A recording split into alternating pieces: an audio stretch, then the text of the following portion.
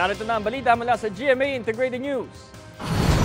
Pinawi ng Office of the Ombudsman ang ipinataw na preventive suspension sa nasa 23 tauhan ng National Food Authority. Kaugnayan sa investigasyon sa palugi umanong pagbebenta ng buffer stock ng NFA rice sa ilang trader.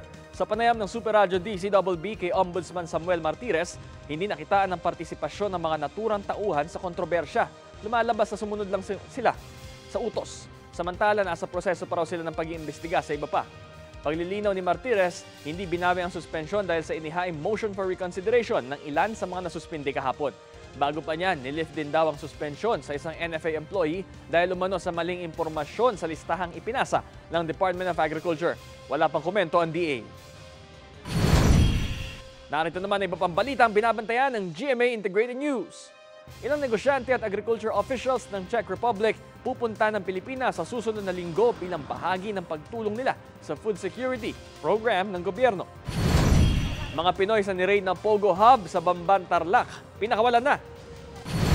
At operasyon ng MRT-3 suspendido mula Huwebes Santo hanggang linggo ng pagkabuhay para sa taunang maintenance activities. Para sa mas malaking misyon at mas malawak na paglilingkod sa bayan. Ako po, si Bam Alegre ng GMA Integrated News, ang News Authority ng Pilipino.